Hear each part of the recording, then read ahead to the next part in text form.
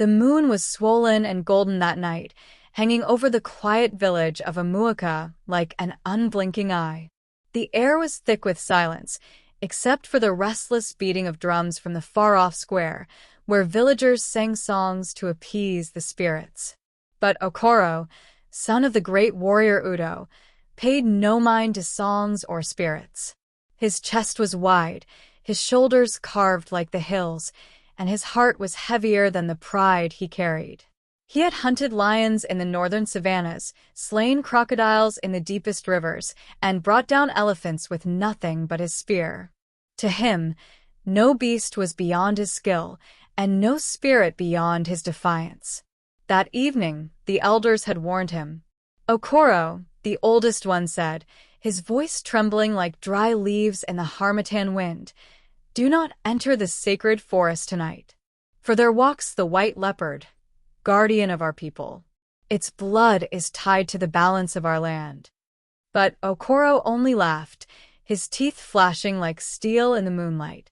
"What is a leopard but another beast to fall beneath my spear? If it guards the people, then let it guard itself from me." And so, while the village chanted prayers, Okoro entered the forest. The sacred trees whispered as he passed, their branches swaying as though trying to bar his way. His steps crunched over fallen leaves, but he did not slow. His spear gleamed, thirsty for blood. At the heart of the forest, beneath a pool of moonlight, the white leopard appeared. It was larger than any leopard he had ever seen, its fur glistening like silver snow, its eyes glowing like embers from a hidden fire. For a moment, even Okoro felt a shiver crawl up his spine. The beast did not snarl. It did not charge. It only stood still, its gaze heavy, almost human, as though it knew what was coming. But Okoro's pride was stronger than fear. With a roar, he hurled his spear. The sacred leopard leapt, but the spear found its heart. A cry, half roar, half thunder, tore through the night as the great beast fell. The earth trembled. The wind howled. The forest seemed to mourn. Okoro bent over the fallen creature, his breath heavy with triumph. He skinned the white pelt with his knife, slinging it over his shoulders as a trophy. His laughter echoed in the forest, mocking the silence of the spirits. But when he returned to Amuaka, the village was no longer the same. Children wept in their sleep, tossing from nightmares of dark shadows. The river, once wide and full, shrank into a shallow trickle. The yam barns cracked open, and rats poured out in swarms. Women who had been heavy with child clutched their bellies in pain. The elders gathered in fear, their eyes wide with knowing. "The guardian is gone," they whispered, "and with it, the blessing of our land." At midnight, the village oracle stumbled from his shrine, his face painted with ashes, his voice shaking with dread. "Okoro," he cried, pointing his staff at the hunter, "your pride has doomed us. The spirit of the leopard has cursed your bloodline. Your children and your children's children shall carry the weight of your sin. Only through sacrifice and a journey beyond kingdoms can this curse be undone." The drums fell silent. The villagers backed away from Okoro as though he carried death itself on his skin. And though he stood tall, clutching the white leopard skin, even he could not stop the chill that crept into his heart that night. For the curse had begun. Many seasons passed since the night Okoro slew the white leopard. The hunter grew older, his hair streaked with gray, but his pride never dimmed. He wore the white pelt as a cloak, parading it before chiefs and kings as proof of his strength. Yet no matter how high he held his head, the curse of the leopard walked beside him like a shadow. His crops never grew tall, no matter how rich the soil. His sons died before they grew into men, each one falling to strange sicknesses no healer could cure. His wife, Adiz, once beautiful as the morning sun, withered from grief, her laughter fading like the sound of distant drums. But there was one child the curse did not take, his only daughter, Amara. From the day of her birth, she was unlike other children. Her cries came not like the wails of a baby, but like the deep growl of a wild beast. Her eyes, dark and sharp, seemed to pierce through the skin and into the soul. As she grew, villagers whispered that she carried the spirit of the leopard within her, for she moved with quiet grace, her steps light and soundless, her senses keen beyond reason. Though many feared her, Amara's heart was gentle. She helped women fetch water, carried firewood for the elderly, and told stories to children when their mothers were weary. Yet behind her kindness, she carried the heavy weight of knowing she was different. One night, when the moon was thin like a blade of silver, Amara dreamt. She stood in a dark forest, the air heavy with smoke. The white leopard appeared before her, not bleeding, not weak, but whole, its silver fur glowing brighter than the stars. Its eyes burned into hers, and its voice, deep as thunder, filled the dream. "Daughter of the cursed bloodline," it said, "your father's pride has chained your people in suffering. The land thirsts, the wombs ache, and the spirits wail. You, Amara, are the chosen one. Only you can break the curse." Amara trembled. "How, Great Spirit?" The leopard circled her slowly, its tail swaying like fire. "You must journey across kingdoms to gather 3 sacred relics. The leopard's fang, hidden within the cave of fire, where spirits of the dead roam. The moon mask, guarded by the witch queen in her forest of shadows. The spirit's tear, a jewel given only by the river king, lord of waters. With these you will call me forth again and cleanse the land. But beware, child, the curse demands blood. To break it, you must sacrifice what you love most." Amara's heart pounded in her chest. She wanted to ask more, but the forest began to shake, and the vision faded. She woke in her small hut, drenched in sweat, her breath ragged. The next morning, she told her father what she had seen. But Okoro, still proud, shook his head. "Nonsense, child. Dreams are for cowards. Curses are for weak men. We need not bow to spirits." Yet deep down, even Okoro's heart quivered with fear. For though he denied it, he too had seen the white leopard in his sleep, watching him with burning eyes. The villagers, however, believed. They had suffered enough. They gathered at Amara's hut, kneeling before her, their voices desperate. "Go, child of destiny," the oldest woman begged, her hands trembling. "Save us. Break the curse that your father's pride has placed upon us." Amara looked at her people, tired, starving, hopeless. Her heart ached with the weight of their suffering. And though fear tugged at her spirit, she knew what she had to do. With nothing but her courage, her father's old spear, and a small leather pouch of dried yam, Amara set her face toward the horizon. The journey of the cursed bloodline had begun. The sun rose red that morning, bleeding across the sky like a warning from the gods. Amara tightened the leather strap of her pouch across her shoulder and gripped the old spear that once belonged to her father. The weight of it was heavy, not just in her hands, but in her heart. Her father stood at the doorway, arms crossed, the once proud hunter now stooped with age. His face was stern, but his eyes carried something he would never say aloud, fear for the only child left to him. "You walk into death," Okoro muttered, refusing to meet her gaze. "The spirits play tricks. You are but a girl. What can you do that I, Okoro, the great hunter, could not?" Amara swallowed hard, her voice steady. "I am not you, father. And perhaps that is why I will succeed where you failed." Without another word, she turned from the village. The people watched her go, their whispers carrying after her like leaves on the wind. Some blessed her journey, some feared she would never return. Children clung to their mothers, staring wide-eyed at the girl who carried their last hope.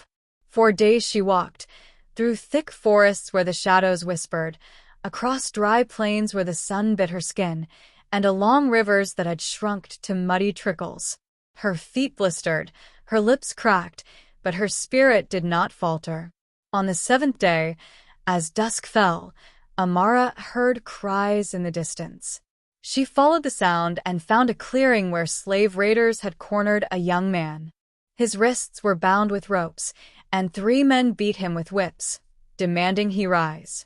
Something in Amara stirred, a fierce anger, a fire that belonged not only to her but to the spirit within her blood. Without hesitation, she raised her spear. "Leave him," she cried, stepping into the clearing. The raiders laughed. A girl with a stick, one jeered. But their laughter ended when Amara moved. She struck like lightning, her spear cracking against the skull of the first man. The second lunged, but she ducked low and swept his legs, sending him crashing to the ground. The third, wide-eyed, dropped his whip and fled into the forest. The bound man stared in shock as Amara cut his ropes. His skin was dark bronze, his build lean and strong, his eyes sharp as a hawk's. He rubbed his wrists, then bowed slightly. "You fight with the spirit of a warrior," he said, his voice deep and steady. "My name is Chike." Amara only nodded, already turning to leave. "You are free now. Go." But Chike did not move. "You saved my life. I owe you mine. Tell me your name, so I may carry it with honor." "Amara," she said, almost reluctantly. Something flickered in his gaze, as though the name struck a hidden chord. He walked beside her as she left the clearing. "I will walk with you," he declared. Amara frowned. "I travel a dangerous path. It is not for strangers." Chike smiled faintly, though his eyes were unreadable. "Danger is where I belong. You may not know it yet, but our journeys are tied." Amara's steps did not slow, but deep within her, she felt the stirrings of something new. The spirits had told her she must sacrifice what she loved most to break the curse. She had thought it meant her father. But now, as Chike's presence lingered beside her, she wondered if the spirits had meant something else.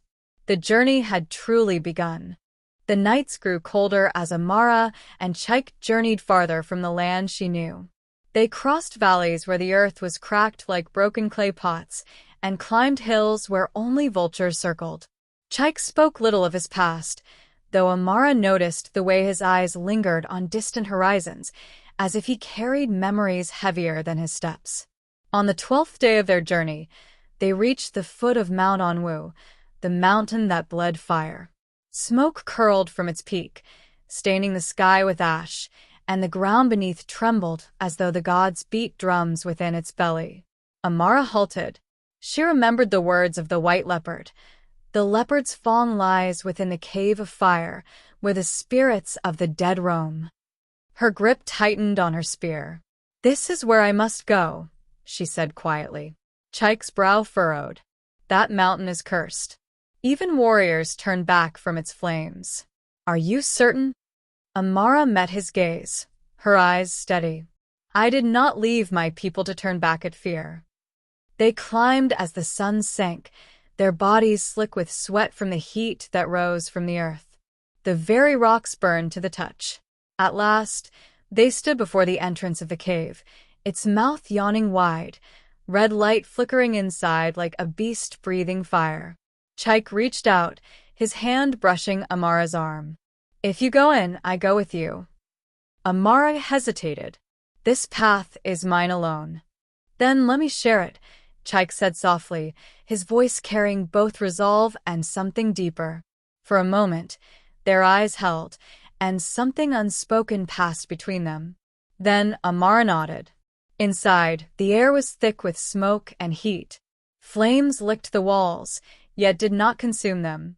The shadows danced like living things, twisting into shapes of warriors, mothers, children, spirits of those who had died with unfulfilled destinies. Their whispers echoed through the cavern. "Turn back. Leave this place. The fang is not yours to claim." Amara pressed forward, her breath ragged. Suddenly, one of the shadows lunged, forming into the shape of a warrior with burning eyes. A spear of flame rose in his hands, and he charged. Amara raised her spear, meeting him in combat. The clash was not of wood and fire, but of spirit and will. She dodged his strikes, her movements sharp, precise, until at last she drove her spear through the warrior's chest. He dissolved into ash with a wail. But more shadows rose, an army of them, surrounding her and Chaik. Chaik fought fiercely, grabbing a fallen blade of fire and wielding it as though born to it. Yet no matter how many shadows fell, more came. Amara's chest tightened. She remembered the white leopard's warning. The curse demands blood. She closed her eyes, hearing the voices of her ancestors. Suddenly, within the fire, she saw it, a gleaming fong, glowing white, embedded in the heart of the cavern wall. "Chaik," she cried, "hold them off." With every ounce of strength, she ran, leaping through the shadows as they clawed at her skin. She thrust her spear into the stone, breaking it apart, and seized the fong. The moment her hand closed around it, the cave roared like thunder. The shadows shrieked and dissolved into smoke, fleeing into the fire. The flames dimmed, leaving only the faint glow of embers. Amara fell to her knees, clutching the leopard's fong, her first relic. Chaik rushed to her side, his chest heaving, his arm bleeding from a cut. His eyes searched hers, fierce yet filled with something gentler. "You did it," he breathed. Amara nodded weakly, her hand tightening around the relic. Yet deep inside, a voice whispered, "This is only the beginning." They descended from Mount Onwu with the leopard's fong wrapped in cloth, its glow still faint beneath the folds. Amara felt its weight not just on her back, but in her soul.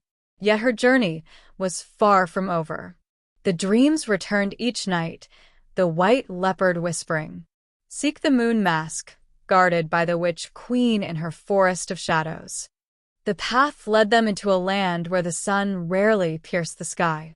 The trees grew thick and tall, their branches twisted like the arms of spirits reaching for the living. Strange cries echoed at night, half human, half beast, and the air smelled of herbs and smoke.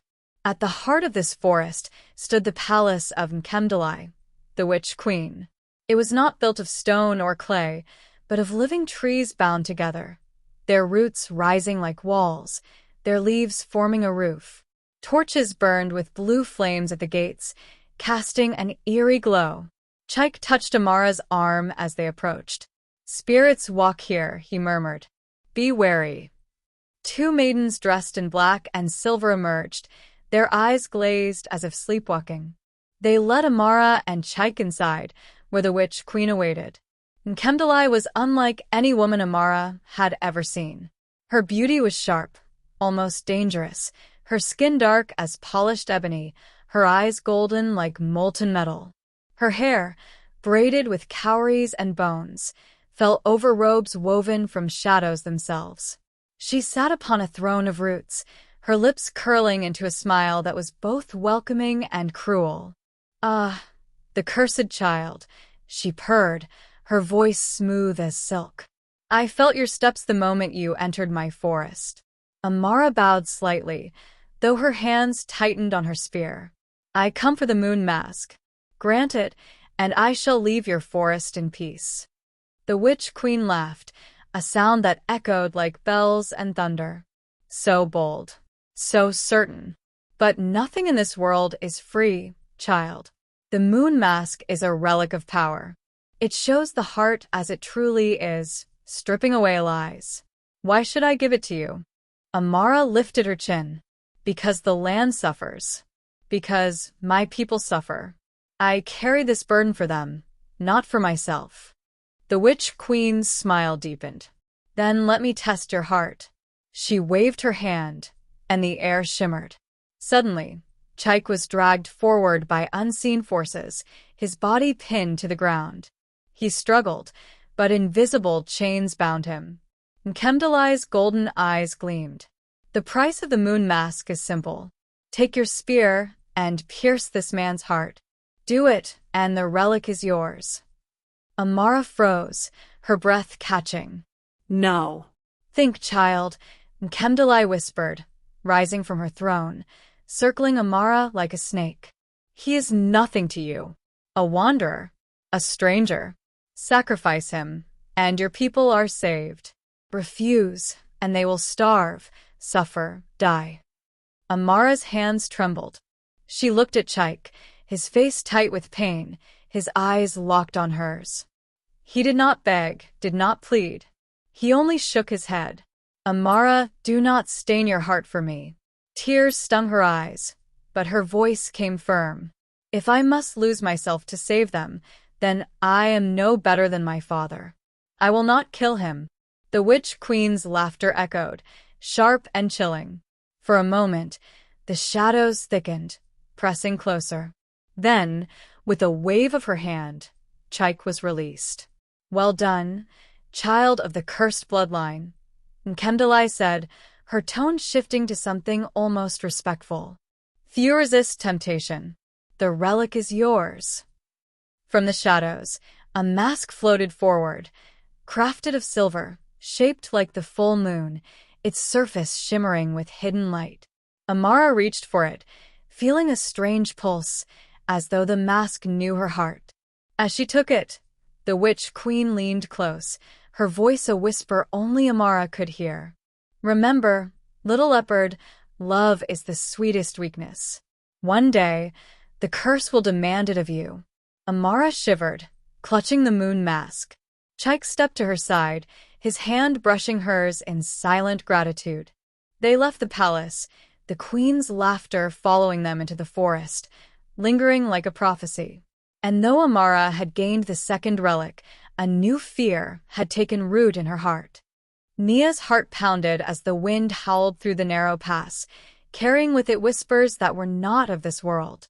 The cave before her glowed faintly, its walls etched with ancient markings that seemed to writhe and shift in the flickering torchlight. The air was heavy, thick with the scent of burning herbs and old earth. Inside, the bones of long-dead hunters and warriors lay scattered across the stone floor. Skulls, broken spears, and rusted swords told the tale of a battle that had once raged here. As Nia stepped forward, the markings on the wall pulsed with light, and voices rose, echoing through her mind. Daughter of Ashes, breaker of the leopard's wrath, the voices chanted in unison. Nia froze. Her hand trembled around the amulet, its faint glow now brighter, as if feeding on the presence of the spirits. Her grandmother's warning rang in her ears. The dead remember and the dead demand. Suddenly, a figure formed out of mist, a tall woman draped in animal skins, her eyes glowing like fire. She was the high seer of the old kingdom, a spirit bound to the curse. You dare to walk the path of the ashes? The seer's voice thundered. You carry both hope and destruction within you. Nia swallowed hard, but her courage held. I came for answers. My father is dying under this curse. Tell me what I must do. The seer's gaze pierced her soul. The curse was not born of the leopard alone. It is the bloodline of hunters who defied the laws of nature. To break it, you must do what none have done before, return the leopard's spirit to peace. And how do I find it? Nia asked, her voice steady despite her racing heart. The seer stepped closer, lifting a bony finger toward her. Seek the river of forgotten names, beyond the forest of echoes. There you will find the heart of the leopard's spirit. But beware, for the leopard is not your only enemy. Blood betrays blood, and even love will test you. Before Nia could ask more, the seer dissolved into mist, the whispers fading into silence. The amulet pulsed one final time before dimming, leaving Nia in the hollow quiet of the cave. As she turned to leave, a shadow moved at the cave's mouth. Someone had been following her. Nia gripped her torch tightly, her breath uneven as she moved toward the cave's entrance. The flickering flames cast wild shadows on the walls, but one shadow did not move with the fire. Who's there? She demanded, her voice echoing through the hollow cave. At first there was silence.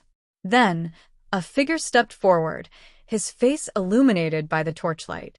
It was Kweku, the village warrior who had once trained under her father. His broad frame filled the cave's mouth, and his eyes gleamed with something between pity and resolve. "Kweku!" Nia gasped. Relief flickered through her, quickly chased by suspicion. "You followed me?" Kweku's jaw tightened. "You should not be here, Nia. The path you walk, it is not meant for you." Nia frowned.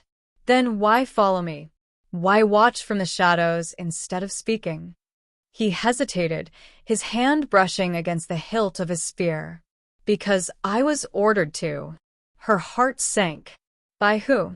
"By the council," Kweku admitted, his voice low. "They fear what you might awaken. They believe the curse is not meant to be broken, that it must run its course. They sent me to bring you back or to stop you." The weight of his words crashed over Nia like a storm. Her own people, the same elders who had wept over her father's suffering, had conspired against her. But worse still was the look in Kweku's eyes. It was not only duty she saw there, it was longing, the unspoken love of a man who wanted to keep her safe even at the cost of betraying her mission. "I cannot go back," Nia said firmly, clutching the amulet against her chest. "My father will die. My people will suffer. I won't stop now." Kweku stepped closer, his shadow towering over her. "And if stopping you means saving you from yourself? From a fate worse than death?" Nia's pulse quickened. For a moment, the cave seemed smaller, his presence overwhelming. She searched his face, torn between anger and something deeper. "Kweku," she whispered, her voice trembling, "if you truly care for me, then walk with me, not against me." His eyes softened, and the conflict in his heart was clear. But before he could answer, the cave shuddered violently. Rocks tumbled from the ceiling, and a chilling roar, like the cry of the leopard itself, echoed from the depths of the earth. Both Nia and Kweku turned toward the sound, their arguments forgotten. Something ancient had been stirred.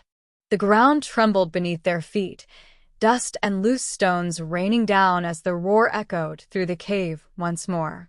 Nia stumbled, steadying herself against the damp wall, while Kweku instinctively moved closer, spear raised. From the darkness at the far end of the cavern, two burning golden eyes appeared. They floated in the shadows, glowing with an unnatural light, too high and too fierce to belong to any mortal beast.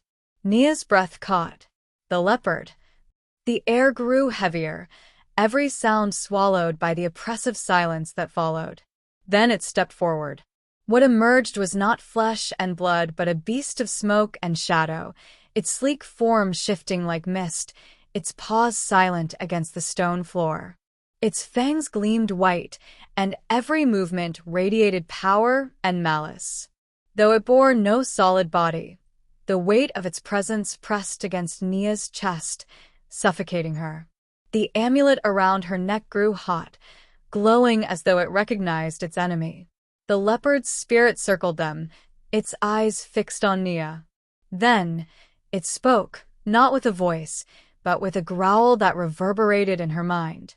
"Daughter of the hunter, you dare seek to undo the blood debt of your kind?"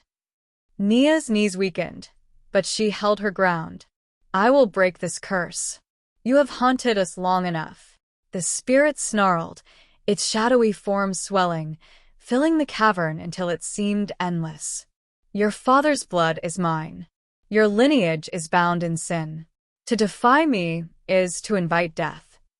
Kweku stepped in front of her, spear braced. "Then she will not face you alone." The leopard's eyes flicked toward him, and with a single lash of its smoky tail, the spear flew from his grip, clattering uselessly to the ground. Kweku staggered but didn't fall, planting himself firmly between Nia and the beast. The leopard prowled closer, lowering its head until its fiery gaze was inches from Nia's. The amulet burned so hot she cried out, clutching it, and a flash of light burst forth, forcing the spirit to recoil with a furious snarl. The cave shook violently, as though the earth itself feared the clash. The leopard's shadow retreated, melting back into the darkness, but its voice lingered in the air. "Seek me at the river of forgotten names if you dare, child. There I will claim you." Then it was gone. Silence fell, broken only by the sound of Nia's ragged breathing. Her knees gave way, and she sank to the floor, clutching the amulet. Kweku knelt beside her, his hands gripping her shoulders. "Nia, this is no journey for you to make alone. If the spirit has marked you, then I will walk with you, even if it means facing death." His words struck something deep within her: fear, hope, and the dangerous spark of trust. Nia looked up at him, her eyes fierce despite her trembling body. "Then we go to the river together." The path to the river of forgotten names wound through the forest of echoes, a place where voices of the dead clung to the wind. Trees towered overhead, their bark scarred with ancient carvings, while shadows twisted into shapes that made the heart falter. At night, Nia and Kweku camped under the stars, their bond deepening as they shared fears, stories, and quiet moments by the fire. Kweku often watched her when she wasn't looking, torn between his duty to stop her and the pull of his heart toward her courage. But the forest tested them. Spirits wailed in the dark, luring them astray with familiar voices.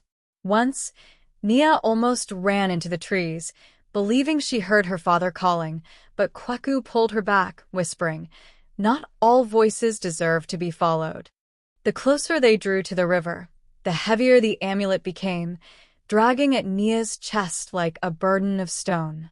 At last, they stood before it, the river of forgotten names. Its waters shimmered with silver light, whispering countless voices as it flowed. Each ripple carried names lost to time, the voices of ancestors bound to the curse. On the far bank, a massive shadow rose, the leopard, now more terrible than ever. Its smoky form stretched across the river, its fangs dripping with mist like venom, its roar shaking the very earth. "You dare come, child," it thundered. "Then prove your worth. Either give yourself to me, or watch your father die in torment." Nia clutched the amulet, tears stinging her eyes. Fear gnawed at her, but she remembered the seer's words: "Return the leopard's spirit to peace." Kweku stepped beside her, his voice steady though his hands trembled. "You don't have to face this alone." But Nia shook her head. "This is my blood's burden, yet I need your strength." Together, they stepped into the river. The water was icy, burning their skin as whispers of the forgotten clawed at their minds. The leopard leapt, its smoky claws slashing through the water. The amulet blazed, sending a shockwave of light that split the river. Voices of ancestors rose like a chorus, crying out for freedom. The leopard lunged at Nia, but she held the amulet high, shouting with all the power in her spirit. "Your vengeance ends here. Rest and let my people be free." The amulet shattered in her hands, releasing a blinding wave of light. From within the leopard's smoky form emerged countless faces: warriors, hunters, women, children, all souls bound by the curse. Among them was the sacred leopard itself, not a monster, but a regal beast with golden fur and wise eyes. It bowed its head toward Nia, as if forgiving, before dissolving into the light.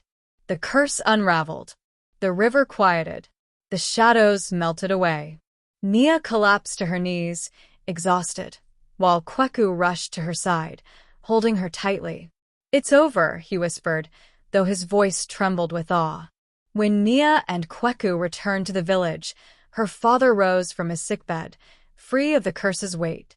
Tears flowed freely as he embraced his daughter, whispering, "You have done what no hunter could." The council, ashamed of their betrayal, bowed their heads before Nia. But she did not gloat. Instead, she declared, "Let no one hunt the sacred again. Let the bond between spirit and man be healed." Kweku stood by her, no longer her shadow but her equal. In the days that followed, Whispers of their journeys spread across kingdoms, and their names were sung in praise. But in the quiet of their hearts, it was not glory that bound them. It was the fire kindled between them in the face of death. As dawn broke over the village, Nia and Kweku stood hand in hand, gazing toward the horizon. The curse had ended, but their story was only beginning.